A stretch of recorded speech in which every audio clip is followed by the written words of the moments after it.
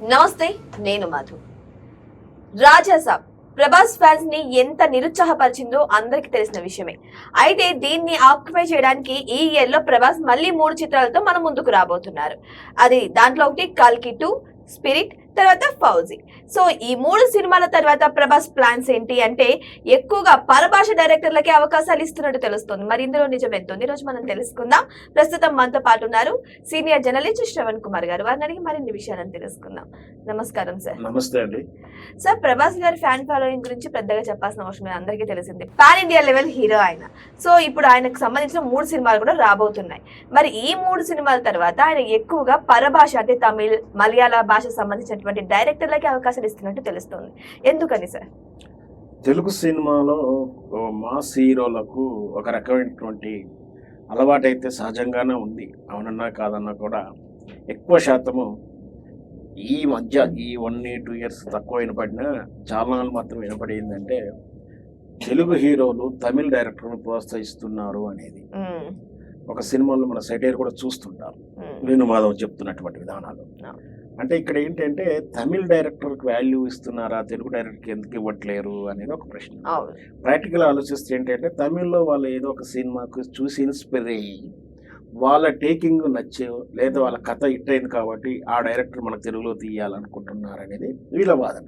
కానీ తెలుగులో హిట్ అయిన సినిమాలు మరి తెలుగు సినిమాలో తమిళ వాళ్ళు చూస్తున్నారు. ఇక్కడ మనం చూస్తే మన తెలుగు హీరోలంతా కన్నడలోనూ తమిళనాడులో ఫుల్ ఫ్యాన్స్ ఫాలో అయింది. కానీ ఆ విషయాన్ని పక్కకు పెట్టేసి తమిళ వాళ్ళకి ఎక్కువ ప్రోత్సహిస్తున్నారు. అట్లాంటి దాంట్లో మనం ఒక క్యాలిక్యులేషన్ చూస్తే ప్రభాస్ కెరీర్లో సినిమాలు కూడా అలాగే ఉన్నాయి. రాఘవేంద్ర సినిమా చూస్తే, తర్వాత పౌర్ణమి చూస్తే ప్రభుదేవ తోటి, ఆ తర్వాత డార్లింగ్ చిత్రం కరుణాకర్ గారితో, ఇవన్నీ కూడా ఎక్కువ శాతం కెరీర్లో ఎక్కువ చిత్రాలు తమిళ డైరెక్టర్ తోటి చేసినట్టుగా ఉన్నాయి. ఇప్పుడు కూడా చూస్తే ఒక కల్కి తప్పించి నాగాశ్విన్ తప్పించి మిగతా ఆయన కూడా తమిళ డైరెక్టర్గానే ఉన్నారు. తమిళ అదర్ లాంగ్వేజ్ మీరు అన్నట్టు. ఇప్పుడు కల్కి 2 అయితే మళ్ళీ నాగాశ్విన్, తర్వాత ఫౌజీ చిత్రానికి డైరెక్టర్ వచ్చేసి అనురాగపురి, ఆ తర్వాత ఇంకొక చిత్రం స్పిరిట్ సందీప్ వంగ మన తెలుగు వాడే. సో ఆ తర్వాత ఆల్రెడీ ఇంకొక కంపెనీకి కమిట్మెంట్ ఇచ్చాడు. దాంట్లో కూడా తమిళ డైరెక్టర్, ఒక మలయాళ డైరెక్టర్ అంటున్నారు. సో ఏం జరిగినా కూడా తమిళ డైరెక్టరా మలయాళ డైరెక్టర్ అనేది Sandeep Vanga Telugu director, Telugu director. Correct. కానీ ఆయన రేంజ్ కూడా అలాగే ఉంది. ఇప్పుడున్న రేంజ్ లో అయితే ఇప్పుడు క్రేజీ డైరెక్టర్ ఆయన one of the director. So మొత్తం మీద సినిమాకు ఏ డైరెక్టర్ అని కాకుండా సినిమా ఎట్లా ట్రీట్ చేస్తున్నారు ఏంటి అనేది ఇక్కడ ప్రేక్షకుడు చూస్తాడు. ఖచ్చితంగా సినిమా బాగుంటే సూపర్ డూపర్ హిట్ అవుతుంది, లేదంటే రిజెక్ట్ చేస్తారు. మనం చూసాక నిన్నగాక మన వచ్చిన ప్రభాస్ చిత్రం ఏ విధంగా అంచనాలకు రాజాసాబ్ పోయింది. సలార్ కూడా పెద్ద గొప్పగా డిసప్పాయింట్ చేసిందని చెప్పాలి. సో మొత్తం మీద హీరో అనేవాడు సబ్జెక్ట్ను చూడాలి కానీ డైరెక్టర్ను చూడొద్దని మన ఉద్దేశం. అవును సార్, ప్రభాస్ గారు ఈ మధ్య కాలంలో కొన్ని హిట్ సినిమాలను అందుకోలేకపోతున్నారు. ఆది పురుష్ కావచ్చు, లేదంటే మీరు అన్నట్టు ఇప్పుడు సలార్ కావచ్చు, లేకపోతే ఇప్పుడు మొన్న వచ్చిన రాజసాబ్ కూడా కావచ్చు. మరి తమిళ డైరెక్టర్స్ కి ఛాన్స్ ఇస్తారు, ఒక మలయాళ డైరెక్టర్, 2 తమిళ డైరెక్టర్ అని చెప్పేసి అంటున్నారు. మరి వీళ్ళకి ఛాన్స్ ఇస్తారు, మరి వేరే భాష వాళ్ళకి ఛాన్స్ ఇస్తే హిట్ పొందే అవకాశం ఉందంటారా? ప్రభాస్ కి పేరు వచ్చిన చిత్రం పేరు ఏంటండి, pan India level pan world స్థాయికి వచ్చిన ప్రేమ బాహుబలి. మన బాహుబలి మేకింగ్ చేసింది ఎవరు? మన రాజమౌళి, మన తెలుగు వారు జక్కన్న గారు.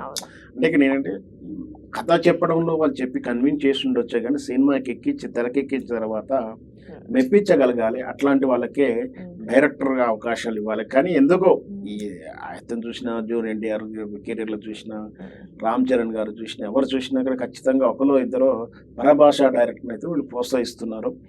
నటీనటులను వీళ్ళు ఆ మధ్యకాలంలో కోటా శ్రీనివాసరావు కూడా చాలాసార్లు లేవనెత్తిన అంశం ఏంటంటే విలన్ పాత్రధారులను కూడా తమిళ్, మలయాళం నుంచో హిందీ నుంచో తెచ్చుకుంటున్నారు. ఈవెన్ సో దేవుళ్ళ క్యారెక్టర్ విషయంలో వచ్చినప్పుడు కూడా యముడు క్యారెక్టర్ విషయంలో కూడా సహజ షిండేకి యముని క్యారెక్టర్ ఇవ్వడం కూడా చాలా అభ్యంతరం చెప్పాడు. ఆ మహానటుడు నటించిన పాత్రలో ఒక నటుడి నుంచి ఈ నటుడిని చూడాలంటే ఎట్లా ఉంటుంది, ఎలా ఇస్తారని కూడా ఆయన లేవనెత్తిన సందర్భం. అంటే భాషకు సంబంధం లేదు, అక్కడ భాషా భేదాలు ఉండకూడదు. కానీ ఇక్కడ కొంచెం మనం చూస్తున్నప్పుడు ఆ విధానంలో సహజ షిండేకి ఇవ్వడం కూడా కొంచెం మన మహానటుడు యముని పాత్రలో చూసినాం మనం. ఎన్టీ రామారావు, కైకాల సత్యనారాయణ గారిని చూసినాం మనం. ఇప్పుడు చూసి అక్కడ అలా చూడడం అంటే గట్టిగానే ఉంటుంది. అవును. సో అట్లా అంటే సందర్భోచితంగా ఎంకరేజ్ చేయాలి కానీ ఇట్లా తమిళ డైరెక్టర్ అయితే సూపర్ హిట్ ఇస్తాడు, తమిళ ఆర్టిస్ట్ అయితే ఇస్తారు అని అనుకోవడం అనేది మంచి పద్ధతి కాదు అని నా ఉద్దేశం. మీరు చూస్తే సార్ రాజ్యసభలో కూడా మాక్సిమం అందరూ కూడా బాలీవుడ్ హీరో తారలే ఉన్నారు. సో ఈ విధంగా చూసుకుంటే మన తెలుగు డైరెక్టర్లే మన తెలుగు వాళ్ళని ఎంకరేజ్ చేయలేదేమో అనిపిస్తుంది. ఇంకొక రకంగా చూస్తే మీరు ఇందాక అన్నారు మెప్పించాలి డైరెక్టర్ అన్న వాళ్ళు అని చెప్పేసి. సో అంత మెప్పించేంత డైరెక్టర్ మన తెలుగులో లేరంటారా? మరి ఎందుకు అవకాశాలు ఇవ్వడం లేదు? చాలా మంది ఉన్నారండి. అంటే మనలో మనకి ఐకమత్యత కూడా లేదన్నట్టు కనిపిస్తుంది కదా. టీవీ మీడియాలో కూడా అది ఆ విధంగానే సమస్యతో కొట్టుమిట్టాడుతా ఉంది. తెలుగు నటులకు ప్రోత్సహిస్తలేరని. ఈవెన్ చివరికి ఈ టెక్నీషియన్ ఇచ్చే అవకాశాలు కాదు, ఆడియన్స్ కూడా తెలుగు సీరియల్ కన్నా డబ్బింగ్ సీరియల్ ఎక్కువ ప్రయారిటీ ఇచ్చారు. అంటే ఆడియన్స్ కే లేని ఇబ్బంది మాకింది అని కూడా వాళ్ళు సమర్థించుకునే విషయం. చాలా సార్లు ఒక రోజుల్లో అయితే మొత్తం డబ్బింగ్ సీరియల్స్ ఎక్కువ నడిచినాయి. సో అంటే ఆ టైంలో ఆ పీరియడ్ లో.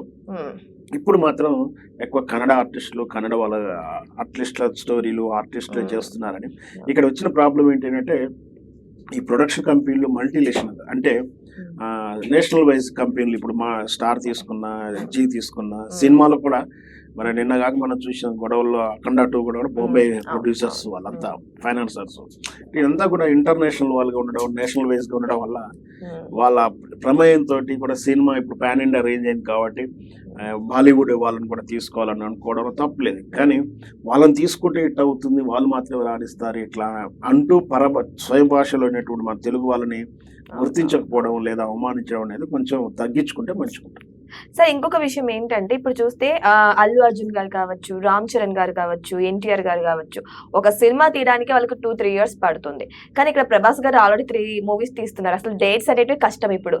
సో ఇలాంటి తరుణంలో మళ్ళీ 3 ఓకే చేశారని చెప్పేసి చెప్తున్నారు.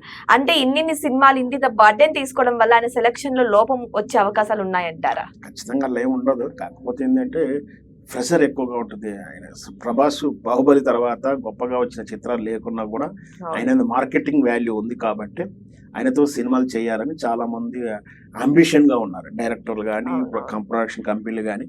స్టోరీ చెప్పినప్పుడు, నచ్చినప్పుడు లేదా అప్లికేషన్ ఉన్నప్పుడు ఒప్పుకోవడం తప్పలేదు. షెడ్యూల్ ప్రకారం అయితే సినిమాలు వస్తాయి కాబట్టి స్ట్రెస్ ఫీలింగ్ ఏమి ఉండకపోవచ్చు అని నా ఉద్దేశం. ఏదేమైనా కానీ తమిళ డైరెక్టర్స్ మలయాళ డైరెక్టర్ తో తీయడం మాత్రం మరి అది కరెక్ట్ ఉద్దేశమే అంటారా? డైరెక్టర్ ఉండకూడదని ఉద్దేశం కాదన్న ఉద్దేశంలో వాటికి ఎందుకు ప్రయారిటీ ఇస్తున్నారనే ప్రశ్నిస్తున్నాం. తెలుగు వాళ్ళు చాలా మంది ఉన్నారు, తెలుగు వాళ్ళు కూడా ఎంకరేజ్ చేసి ఉంటే బాగుంటుంది. తమిళ డైరెక్టర్లు అయితే ఇట్టిస్తారని కూడా పొరపాటు అనేది నా ఉద్దేశం. సో అంటే ఈ విషయంలో మాత్రం ప్రభాస్ గారు తప్పు చేశారంటారా? అట్లేం కాదు, చూసుకోవాలి ఒకసారి వాళ్ళ విధంగా అయితే ఎట్లా అవుతుంది, ఏం జరుగుతున్నదో చూసుకొని. ఎందుకంటే సినిమా అన్నప్పుడు వ్యాపారం, కోట్ల రూపాయల వ్యాపారం. మరి ఆయన క్రేజీ కూడా నిలబడాలి కాబట్టి ఆయన వాల్యూ చూసుకుంటూనే మరి ఏం జరుగుతుంది, వాళ్ళనే ప్రయారిటీ ఇవ్వకుండా తెలుగు వాళ్ళు కూడా ప్రయారిటీ ఇస్తే బాగుంటుందని నా సలహా. సో ఏదేమైనా సరే ప్రభాస్ గారి సినిమాలు మాత్రం వరుసగా లైన్ కడుతున్నాయి. మరి అయితే ఈ ఇయర్ లో 3 సినిమాలు రిలీజ్ అవడానికి సిద్ధంగా ఉండగా మళ్ళీ నెక్స్ట్ ప్లాన్ కూడా ఆల్రెడీ సిద్ధం చేస్తున్నట్టు తెలుస్తుంది. బట్ కానీ ఏంటంటే ఇక్కడ అందరు చింతించాల్సిన విషయం ఏంటంటే ఆ 3 డైరెక్టర్లు కూడా పరభాష డైరెక్టర్లు, అంటే 2 తమిళ డైరెక్టర్లు, 1 మలయాళం డైరెక్టర్లు. అఫ్ కోర్స్ డైరెక్టర్లలో టాలెంట్ ఉండొచ్చు, కానీ వీళ్ళకంటే ముందు మన తెలుగు డైరెక్టర్స్ కూడా చాలా మంది ఉన్నారు. వాళ్ళకు కూడా ఒక మంచి అవకాశం ఇస్తే బాగుంటుందని కూడా చాలా మంది ఉద్దేశిస్తున్నారు. మరి మీకేమనిపిస్తుందో కామెంట్ బాక్స్ లో కామెంట్ చేయండి. Thank you so much.